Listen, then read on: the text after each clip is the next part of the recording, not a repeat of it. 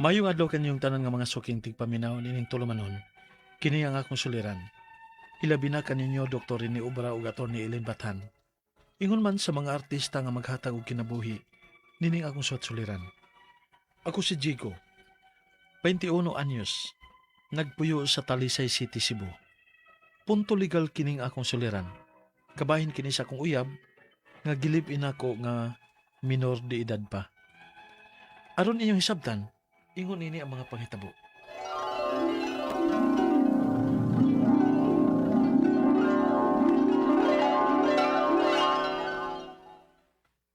Ano na lang ko po yung upan ni mo, Pi. Pabitaw imong mama, imong lolo rabitaw mo inaa. Ha? Ayaw bata pa kay Katricia. Di pwede. Nag-eskwela pa gud ta. Kung muli lang day kasi inyo. Di ko. Di na akong pauli dito. Nga naman. Ano din naman kang pauli sa inyo? Nga nung nahilak mong ka. Sabi din ay tabo. Ilaptan ko sa kong ama-ama man dito sa amo. Ha? Mauna, iya kong gihilaptan magkapila na. Musumog di kasi mo mama. Di man siya mutuon ako. Kagahimo-himo lang ko na kong istorya. Mawalan sige na, babe. Ano na lang ko po yung ubanin mo. Tricia.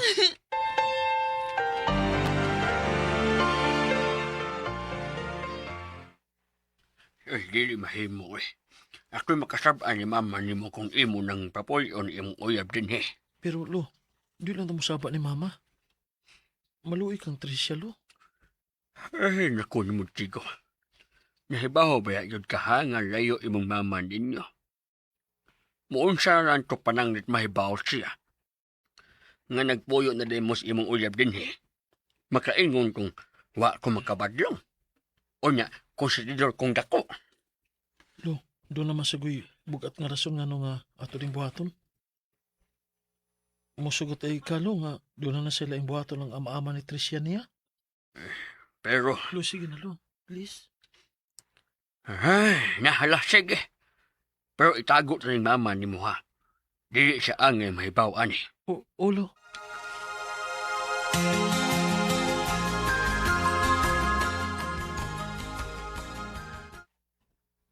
Kung masumbong na lang di ka sa mga polis, Di ko. Mauwaw ko.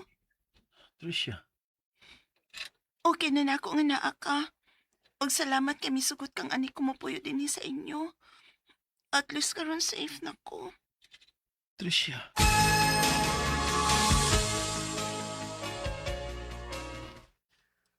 Hey, Diego.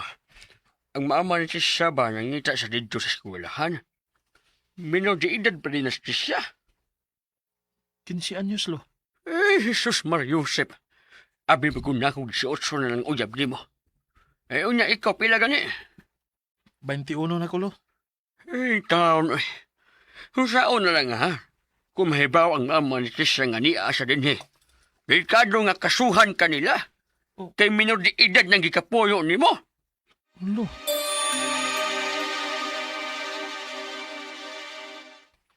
Tresia! Tresia, gawas niya! Ah, Tresia! isa man nun.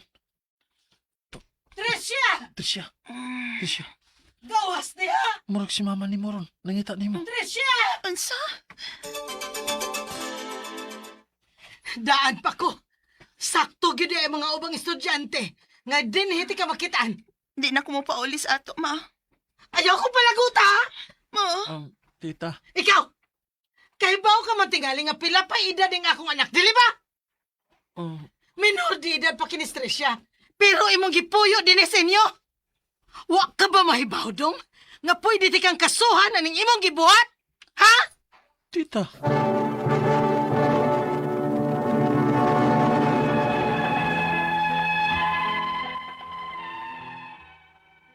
Matod sa mama sa kong uyab nga si Tricia, iya ko no kung ikiha kay ako ko nung gipuyo ang iyang anak, bisag minor de edad pa. Pero di ba gidon ta kumusugot nga makigpuyo sa kong uyab kay nag-eskwela pa mi. Pero sa dihang Nahibaw ko sa rason, nganong dili siya ganahan mo pauli.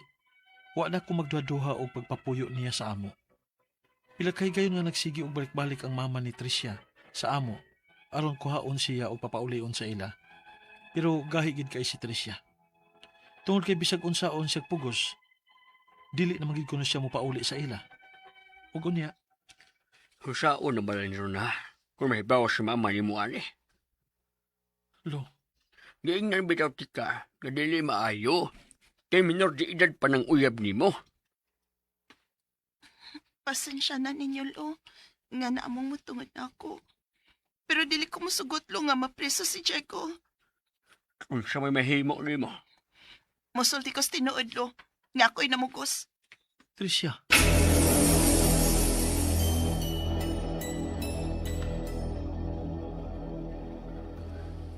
Uli na lang ka sa inyo. Dili lagi ko. Di na day kaganahan ako din, Di na ko mabalik sa amo. Nagkasiguro kong hilabtan na saan kong balik sa kong ama-ama. Kung mabalik pa ko dito. Tricia!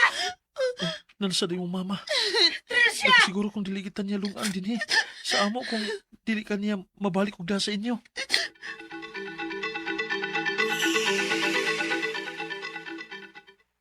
Kung dili gid nimo mapugos ang akong anak nga mobalik sa amo, ipapreso ti ka. Ma, Tita, nganong mamugos man ka? Di na lagi ko muuli sa ato. Nahibaw kasi nungdan nga nung dili na ko ganang mo balik dito, ma.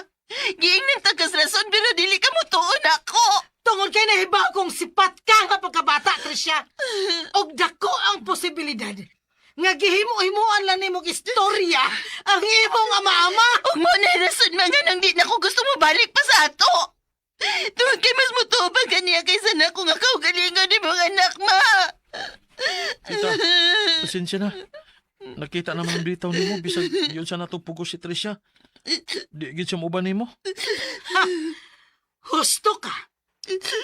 Ug andamang daan ang imong kaugalingon, Diego. Kasuhan ko ikaw. Tita!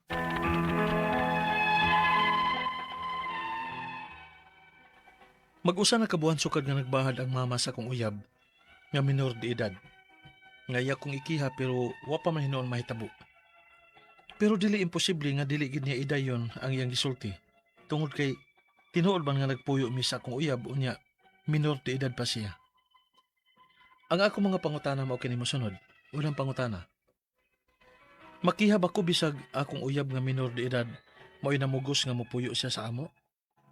Tungod kay mato niya, hilabtan siya sa iyang ama-ama, hinungdan nga dili na siya ganang mopaulo sa ila? Unya, dili pagit siya tuhuan sa iyang inahan? Ikaduhang pangutana. Matod sa kong uyab, kung pananglit mahitabo man nga ipadakop yun ko sa iyang mama, andam siya mga tubang o musulti sa tinuod nga siya mo'y namugos. Tuhuan ka siya pananglit? Ikatulong pangutana. Pananglit mo sumbong si Tricia sa tinuod nga hinungdan ngano nga dili siya ganang mopauli. Unsa may pwede niyang andamon aron dili siya maingon nga naghimo-himo lang siya istorya. Kaya nakadungog bang ko mismo pod sa iyang mama nga para niya naghimo-himo lang kunog istorya si Tricia. Ikaw pa to katapusan. Unsa may angay na mong buhaton? Asa man ko angay mo duol aron nga makatabang sa akong sitwasyon. Ingon man sa akong uyab nga minor de edad. Asa man may pwede mo duol. Palihog tabangi ug tambagi ko. Kini ang akong suliran, Diego. Mayong adlaw mga suking tigpaminaw kini si Attorney Elaine Bathan og ako karong adlaw ang muhatag ninyo og tambag, tubag, solusyon, kalinawan sa inyong mga pangutana, mga problema na may punto, legal, of course, mga personal nga mga pangutana, mga problema, andamtang mutubag ana, busa ipadala ang inyong suwat sa suliran_612@yahoo.com or sa ato ang Facebook account nga kiniyang akong suliran, official writers page. Pwede sad atong ipadala sa 3rd floor, Jose R. Martinez Building, Osmeña Boulevard, Cebu City. Kumusta to ang mga sukintig paminaw, hinaut-unta nga pagbangon na to ganina, Wa ta nakalimot pagpasalamat. Thank you, Lord. Good morning, God. Good morning, world. Thank you for another day, for another chance nga makausab ko sa mga bating gawi, makabawi ko sa ako mga napasakitan, makapangayo tagpasaylo, mabuhat ang mga wa nabuhat ni aging simana, ni aging adlaw, kay nagtinapulan, nagunya-unya na, nabisi, daghang kakulian and the like. Ayaw gyud mo og kawagtang og pag-asa aning ato ang kinabuhi, lami ra gyud gihapon ang mabuhi. Bahalag usahay na ay mga tawo nag-alirong natong makalagot, makasapot, sagdi lang guys. Di lang nato na sila tagdon at timanon, di ta magpadaan na nila, no? Always lang yun, constant lang yun ning ato ang pagpaningkamot in life, no? Thank you sa mga nag-like ug nag-follow nako sa Elaine Tantenco Bathan on Facebook ug Attorney Elaine Tantenco Bathan may official Facebook page. And greetings to Nazareth Borja. Ingon siya, good day nimo Attorney Elaine. Jess Borja ni taga Moabog Pilar Camotes Island. Wow! Ang iyahang second home asungot Cebu City. Kumusta man ka, sir? Ingon siya suking tigpaminaw sa imong program at tag-alauna. Shout out di ay ko attorney sa akong mga brad, Lloyd Borja,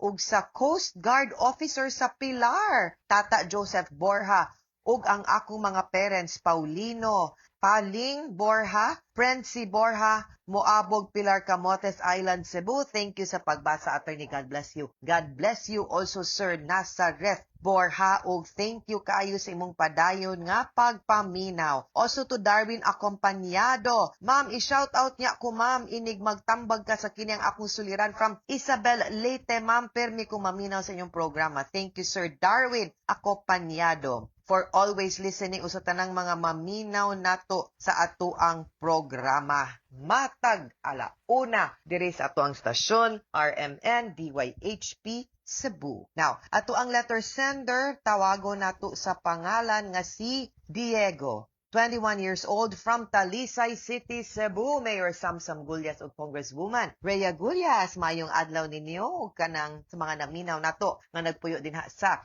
Talisay City. Minor de edad pa ning iyang gika-live-in. Nga uyab niya. Agoy, medyo na complicated ni, no?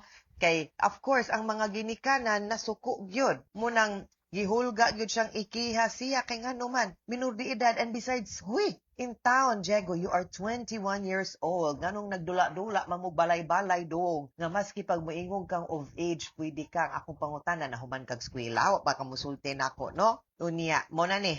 Nagkagubot na. Alangan, ako'y ginikanan, masuko pug ko. So, unang pangutana, makihab ako bisag akong uyab nga menor de edad. Maoy namugos mo puyo sa amo tungod kay matud niya, hilabtan siya sa iyang ama-ama. Hinungdan nga, dili na siya ganahang muuli sa ila, unya di pagyud siya tuhuan sa iyang mama. Okay, kasabuta sa iyang kahimtang, butang talang tinuod na. Dili na ang maoy solusyon ang pagpuyo ninyo. Ang solusyon isumbong sa pulis, no?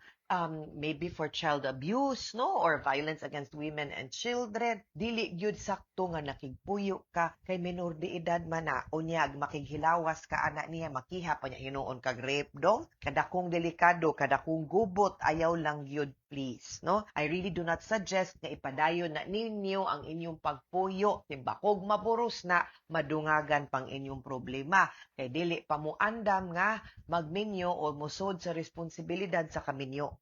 Dili na maoy solusyon ang pagpuyo. Bahala pag mo insister siya, ikaw may laki, ikaw may mas tarong pa siguro og pangisip, di na maoy solusyon. Isumbong na to, no? Ikaduhang pangutana, matud sa akong uyab, kung pananglit mahitabo man, nga ipadakop gyud ko sa akong mama, andam siyang mga tubang og musulti sa tinuod, nga siya mo inamugos, tuhuan siya, dili manggod na, kay kung minor ba, maski pag moingon siya nga siya'y namugos, dili man na mutan-aw dayon din ha ang balaod, alkansi gyud ta, dihado gyud ta diring dapita, di gyud pwede nga, maura gyud na atong mahimong dipinsa, ayaw salig anang imuhang uyab kay wa nay buot, bata pa na, wa na kakita sa saktong solusyon sa problema ganis iyang kinabuhi, nangita pag hinuong kag dugang labad para ninyo. I don't think, no, that will be the best solution anang inyong problema.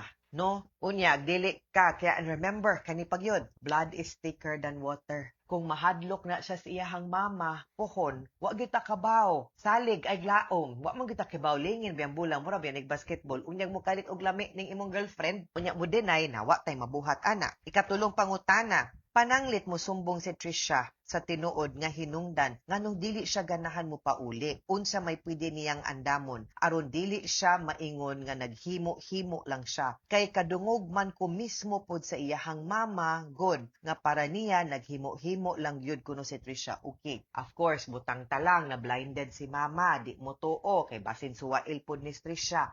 Dili manggod ikaw ang iyang angay daganan. Posibleng naapa niyang lulog-lula adto siya didto. Adto siya sa iyang mga parinte. Ayaw lang yun din ha nimo kay delikado kay inyong sitwasyon. Dihado manggod ka dihang dapita, ayaw lang yun.